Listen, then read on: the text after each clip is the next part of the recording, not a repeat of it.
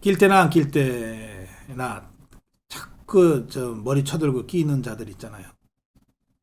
그 낄끼 빠빠도 잘 못하는 자들이 있잖아요. 예, 하태경이가 딱 그런 자죠. 그 이자가 갑자기 뛰어들어가지고 이준석이한테 인요한을 인종차별했다고 프레임 거는 것은 과도하다. 이렇게 이준석을 적극 방어하고 나섰어요. 그러면서 영어 사용한 것이 인종차별이 아니라고 주장을 했습니다. 어제 우리 연합뉴스의 그 좌파 패널도 좀 회개망측한 논리로 그 얘기를 하더라고요. 영어는 공용어기 때문에 영어로 얘기한 것은 인종차별이 아니라는 거예요. 근데 이제 이 하태경이는 그런 이 좌파 패널하고 다르게 뭐라고 썼냐면 한국말보다 영어를 더 잘할 것이라는 착각에서 비롯된 실수다 그랬어요. 그러니까 인요한이가 미국 사람인데 당연히 영어를 더 잘할 거다 한국말보다. 한국말에 좀 서툴 것 같으니까 내가 영어로 가르쳐줄게 하고 영어를 쓴 거다. 그러니까 이거는 이준석의 착각에 따른 실수지 이게 무슨 인종 차별 헤이트 스피치냐 이렇게 얘기한 거예요. 그러니까 이 하태경의 이런 이준석이를 변호하려고 하는 이런 행동이 2차 가해라고 하는 겁니다. 이 하태경의 이 발언, 국민의힘의 삼선 의원 하태경의 이 발언으로 국민의힘의 혁신위원장 인요한은 다시 한번 상처를 받은 거예요. 다시 한번 공격을 받은 겁니다.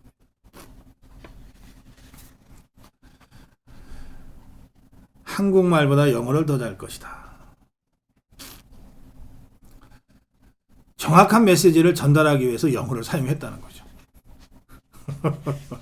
이 얘기는 뭐냐? 예? 이 얘기는 뭐냐? 인요한이가 우리말을 잘 못 알아들을 거다. 우리말의 아주 독특한 뉘앙스를 잘 못 알아들을 거다. 라고 지금 공격하고 있는 거거든요. 그러니까 이건 인요한이는 한국 사람이 아니다. 말이죠. 똑같은 말이죠. 그러니까 이 말을 듣는 인요한은 이준석이한테 들었던 것보다 더 심한 2차 가해를 지금 당하고 있는 거고 진짜 거시기 할 거예요. 하태경이가 이게 호남 전라도 사투리로 거시기 하다 그러는 게 뭔 뉘앙스인지 이해는 할까? 이것들이. 그러자 이제 미국 사회에서 활동하고 있는 예일대 의대 교수 나종호 교수가 이거 명백한 인종차별이다. 이렇게 나름 자기 경험, 미국 사회에서의 경험을 가지고 이게 보편적인 어떤 기준으로 볼 때 이거는 명백한 인종차별이다. 이런 글까지 이제 쓰게 된 것 아닙니까? 자, 저는 말이죠. 우선 이준석이가 이런 식의 언동, 갑자기 인요한한테만 영어를 사용하고 막 이렇게 하는 이 언동이 인종차별적 범죄라는 것을 이자가 몰랐을 리가 없다. 지금 하태경이는 그냥 실수다라고 지금 덮어주려고 하고 있는데 저는 이걸 범죄 행위라고 얘기합니다.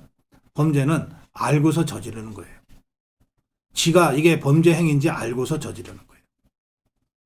왜 제가 그렇게 보냐 하면 이자가 하버드 대학을 3년 10개월을 다녔어요. 3년 10개월을 하버드 대학을 다녔어요. 3년 10개월 젊을 때 대학이니까 19세, 20세, 21세 이때 아니겠어요? 한창 감수성이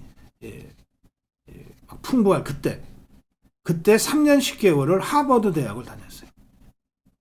하버드 대학은 미국 최고의 대학 아닙니까? 동시에 인권 문제라든지 또는 인종차별 문제와 같은 이 보편적 가치에 대해서 굉장히 강하게 강조하고 교육하는 대학이에요. 전 세계에서 좀 한다는 사람들이 다 하버드에서 공부를 하기 때문에 그야말로 다민족, 다인종, 다국가 구성원들에 의해서 진행되는 학교이기 때문에 특히 이 인종차별 문제, 헤이트 스피치 문제는 굉장히 중요하게 그리고 아주 예민하게 다루는 것이 학교의 전통이기도 해요. 대부분의 미국 아이비리그라고 하는 그 대학들이 다 그런 면에서 굉장히 엄격합니다만 하버드가 특히 그래요.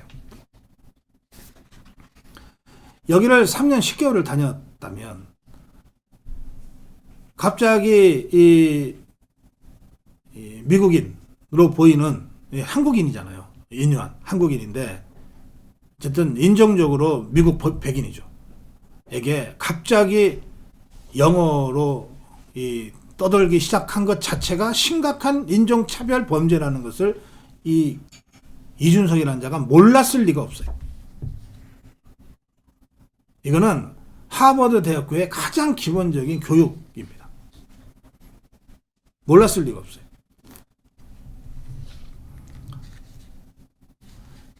제가요, 뭐 저는 하버드 같은 데는 갈 생각도 안 했지만 카투사로 3년 33개월을 복무했습니다. 제가 카투사로 자대에 배치되기 전에 평택에서 한 달간 후반기 교육을 받는데 논산에서 한 달 받고 평택에서 캠프 험프리스에서 후반기 교육을 한 달 받고 자대 배치를 하는데 이 캠프 험프리의 후반기 교육을 받기 위해서 배치된 그 순간부터 자대 배치될 때까지 하루에도 2번, 3번씩 계속해서 교육받은 게 뭐냐? 이퀄 오퍼튜니티입니다. 기회균등. 이거는 특히 인종차별을 비롯한 모든 이 차별에 대한 그 시정을 하기 위해서 미 군 모든 그 단위 부대에 설치해 있는 사무소예요. 이퀄 오퍼튜니티. EO라고 부릅니다. 여기에 보통 장교들이 그 사무실을 맡아서 운영을 해요. 끊임없이 교육합니다. 이런 발언을 누군가가 하면 이거는 인종차별입니다. 라고 가르쳐요. 대개 백인 상관 또는 흑인 상관들과 함께 일하게 돼 있잖아요. 카투사들이. 또 히스패닉계, 스페인계, 이 라틴계 상관들하고도 동료들하고도 일하게 돼 있잖아요. 그럴 때 이 단어는 이런 맥락과 뉘앙스가 있는 단어이므로 헤이트 스피치에 해당되는 것이니까 절대 그냥 듣지 말고 2호 사무실로 신고하세요. 이렇게 교육해요. 미국의 군대에서 배속돼서 근무하는 카투사에게도 정말 귀에 못이 박히도록 교육하는 게 2호 인종차별 금지 교육이에요. 이걸 하버드를 3년 10개월이나 다녔다는 자가 이걸 몰라요? 말이 안 되는 겁니다. 모르고 해요? 어쩌다 실수로 해요?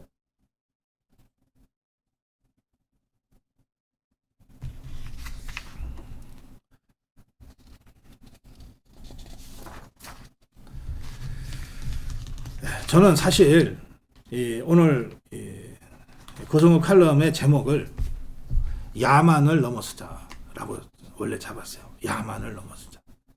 인종차별 범죄야말로 야만입니다. 야만.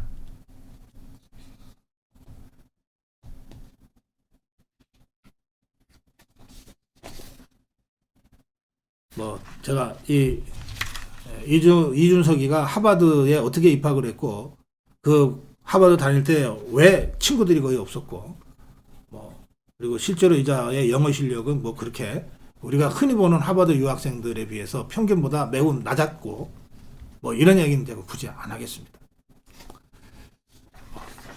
뭐 이준석이 개인에 대해서 제가 진짜 더 이상 얘기하고 싶지가 않아요.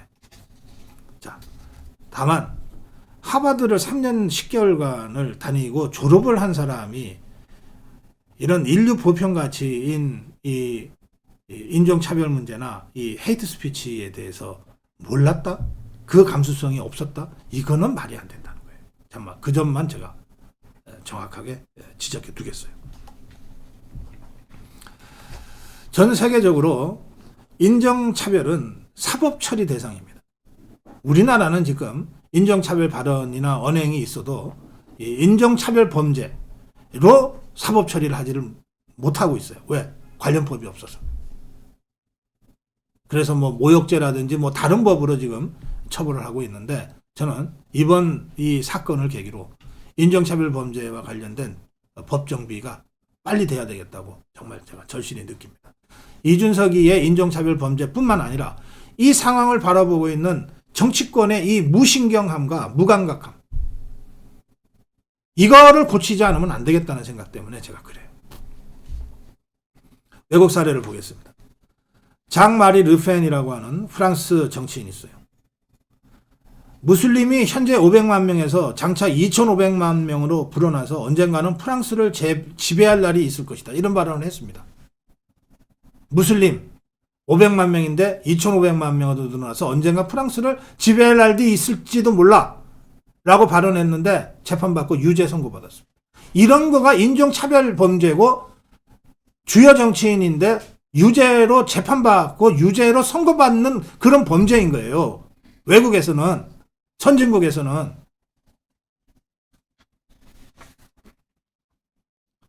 이탈리아의 세실 키엥게라고 하는 이 장관이 탄생했어요. 48살 이민부 장관인데 흑인 여성, 첫 흑인 여성 출신 장관 세실 키엥게. 이 사람을 이탈리아의 부의장, 상원의 부의장 칼데롤리라고 하는 부의장이 아니 뭐 이 사람 자기 나라에서 장관하면 되지 라고 비난했어요. 자기 나라에서 장관하면 되지.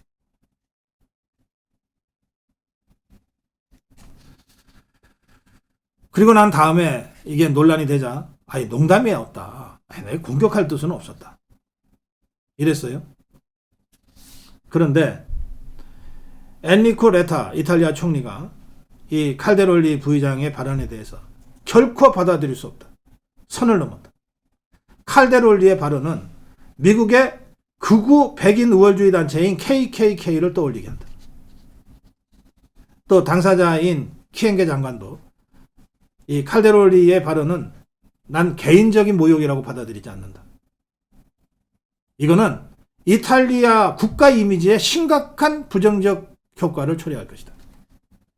이렇게 대응했습니다. 이게 선진국인 거예요.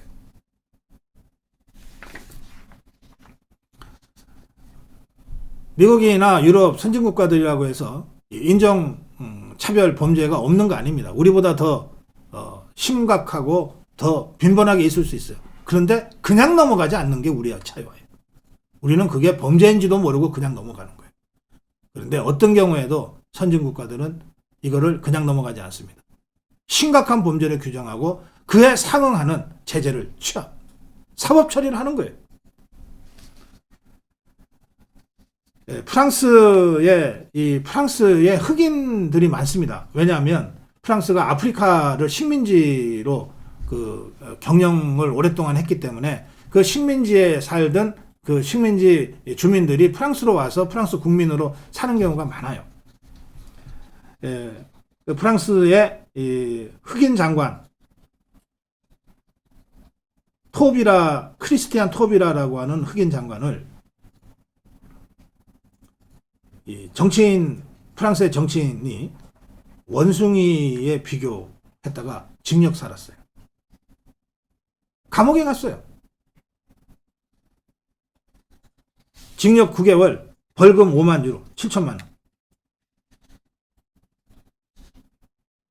감옥에 보낸다니까요.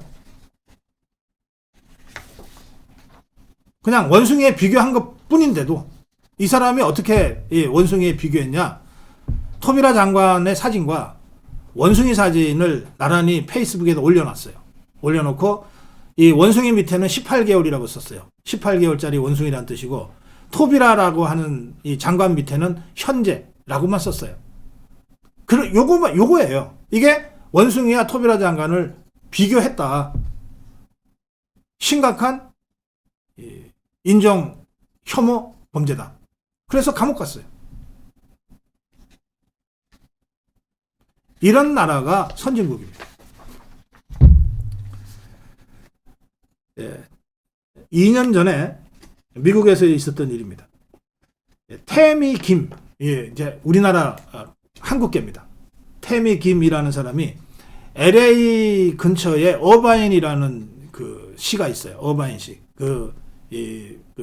고급 주택가들이 쫙 모여 있는 우리 한국인들이 많이 살고 있습니다. 어바인이라고 하는. 이 어바인에 이제 한국계가 부시장을 맡고 있었어요. 어바인시의 부시장. 이 부시장이 그 오래된 그 현충원 부지 최종 선정을 앞두고 마지막 공청회를 부시장이 주재하고 있었는데, 요 부시장 태미 김이라는 부시장이 사회를 보고 있었어요. 그런데 어바인으로 갈 거냐 애너하임으로 갈 거냐를 놓고 하다가 이제 이 애너하임으로 이제 부지 결정이 내려질 마지막 청문회였던 것 같아요. 근데 이 자리에 그 유진 카플린이라고 하는 퇴역 군인이, 그러니까 미국에서 퇴역 군인은 굉장히 셉니다. 제한군인회가 가장 강력한 이익단체예요. 그러니까 퇴역 군인 카플란이라는 사람이 마이크를 잡고, 이 사람은 이제 어바인으로 가야 되는데 이 애너하임으로 결정이 내려지는 것 같으니까 이제 사회를 본 태미 김 부시장한테 이제 공격적으로 발언을 시작한 거예요. 이렇게 발언했습니다. 당신 한국에서 왔죠. 당신 나라를 구하려다가 숨진 36,574명의 미국인들에 대해 어떻게 생각하십니까? 이 사람 제한군인이니까 이런 숫자까지 기억하고 있는 거예요. 한국에 와서 6.25 전쟁 때 숨진 미국 군인들의 숫자를 쫙 얘기한 거예요. 당신 나라를 구하려다 숨진 36,574명의 미국인들에 대해 어떻게 생각하십니까? 그들 덕에 당신이 미국에 올 수 있었고 당신 나라가 북한과 중국에 장악되지 않았죠. 이렇게 얘기했어요. 이 팩트 자체는 우리 입장에서 볼 때는 늘 기억해야 될 한미동맹의 한 장면이지만, 이 이야기를 미국의 퇴역 군인이 하면서 한국계 미국인에게 당신 한국에서 왔죠? 하면서 이야기를 했기 때문에 이게 인종차별 발언이 된 거예요. 이 말을 듣고 있던 태미 김 부시장이 이 카플란의 말을 중간에서 딱 끊으면서 이렇게 반응했습니다. 미국, 이것은 나의 나라입니다. 한국에서 왔죠부터 시작했잖아요. 미국, 이것은 나의 나라입니다. 참석자들이 박수갈채를 보내면서 태미 김 부시장을 옹호했어요. 그러자 이 카플란이 당황을 하면서 다시 마이크를 잡으려고 했는데, 이 태미 김 부시장이 더 크고 단호하게 소리쳤어요. 이것은 내 나라고 나는 미국인입니다.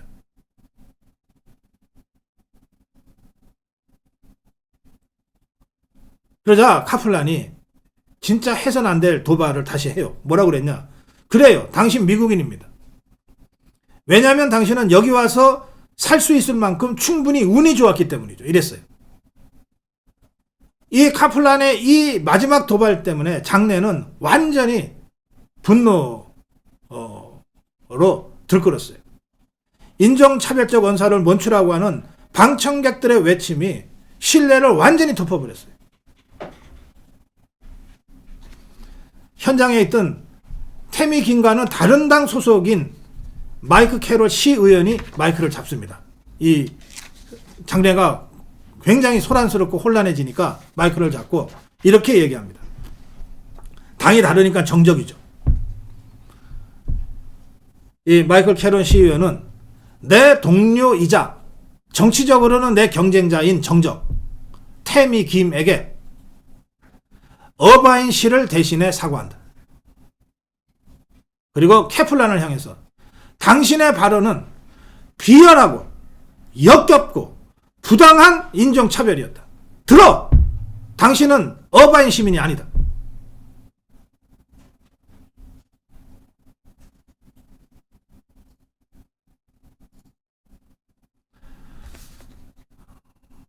인종차별 범죄라고 하는 게 언뜻 봐서 별거 아닌 것처럼 저질러져요. 그리고 그 미묘한 뉘앙스를 가지고 차별을 합니다. 그럴 때 당사자는 물론이고 그와 함께 있었던 사람들이 어떻게 대응하는가가 그 나라의 수준을 보여주는 거예요. 제가 어제 인요한 이 혁신위원장한테 가해지는 이준석이의 인종차별 범죄가 벌어지고 있는 그 현장에 이현주라는 자가 그 범죄에 동조하고 가담하고 같은 영어로 그 현장에 있던 어떤 누구도 이준석이의 범죄를 제지하거나 규탄하지 않으려고 했던 이 상황을 제가 격렬하게 비판했어요. 왜 우리는 어바인시처럼 못하는 겁니까? 왜 우리는 어바인시 시민들만큼 못하는 겁니까? 왜 우리에게는 당은 다른 정적인 그 태미김이 겪고 당하고 있는 인종차별 범죄에 대항해서 함께 싸워주는 그런 정치인을 한 명도 갖고 있지 못한 겁니까?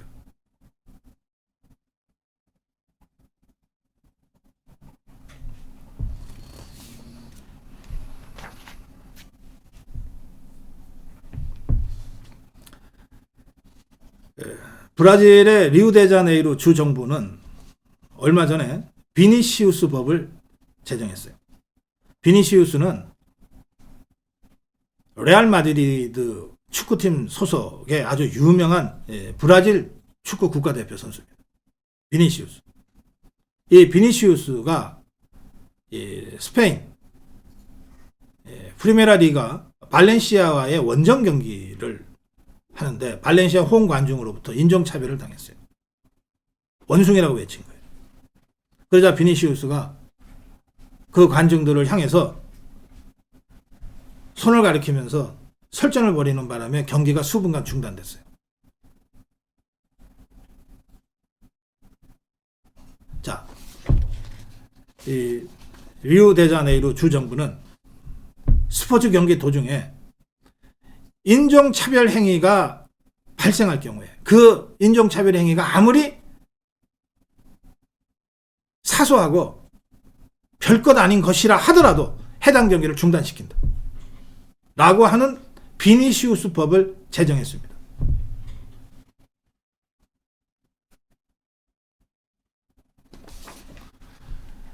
우리 손흥민에 이어서 많은 사람들이 기대하고 있는 이강인 선수 있죠. 최근 들어 굉장히 그 실력, 성적을 잘 내고 있던데 이강인. 마요르카의 감독으로부터 치노라고 하는 말을 들었어요. 치노. 제가 30년 전에 스페인을 갈 때 스페인 어느 뒷골목에 그냥 어린애들이 지나가는 저를 보고 치노라고 그러더라고요. 처음에는 뭔가 어감이 굉장히 기분이 안 좋았는데 그런 일을 저도 처음 당해서 물어봤어요. 치노는 차이나 중국인을 비하해서 부르는 스페인의 그 막말인데 그거를 동양인들한테 무차별적으로 치노 하면서 놀리고 다닌다는 거예요. 애들이.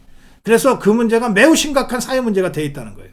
그러면서 아유 고 박사님도 오늘 그 일을 당하셨군요. 죄송합니다. 그러더라고요. 저한테 그 상황을 설명해주는 스페인 사람이 죄송하다고 자기가 사과를 하더라고요. 그 치노를 이강인한테 마요르카 아기레 감독이 소리를 쳤어요. 치노. 이런 식으로 인종차별 범죄는 언제 어디서나 벌어질 수 있는 일입니다. 우리나라에 외국인 선수들이 와서 뜁니다. 축구 경우인데 박용우, 이규성, 이명재 이 사람들이 우리나라에 와서 뛴 축구 선수, 태국 선수입니다. 사살락, 하이프라콘을 자기들끼리 이야기하는 댓글창에서 피부색이 좀 까무잡잡하다는 이유로 서로 놀리는 인종차별 언사를 했다는 이유로 K리그 상벌위원회가 열렸어요. 그래서 이 세 사람 징계했습니다. 근데 징계가 너무 약하다고 더 강력한 징계가 필요하다고 하는 요청이 쇄도하고 있는 상황입니다. 그런데 정치판에서 토크쇼를 한답시고 공개적으로 수백 명을 모아놓고 한 그 자리에서 집권당의 혁신위원장을 향한 이준석의 이 잔인한 모욕적인 절대 용납해서는 안 되는 이 인종차별범죄가 벌어졌는데 이게 아무 제재도 받지 않고 아무 조치도 받지 않고 그냥 넘어가고 있는 상황이에요. 이거야말로 한국 정치의 후진성을 그대로 보여주고 있는 겁니다. 윤석열 대통령이 윤석열 정부가 아무리 글로벌 중추국가로 우리가 나간다고 열심히 노력한들 이런 버릇없는 자들의 이런 정말 이 생각 없는 무책임한 이 인종차별 범죄 하나 때문에 대한민국이 국제사회에서 받게 될 국가인권의 심각한 훼손과 추락은 말로 할 수 없을 정도입니다. 한국이란 나라는 그냥 저런 헤이트 스피치를 대놓고 해도 아무런 제재도 받지 않고 그냥 통용되는 나라 모양이네.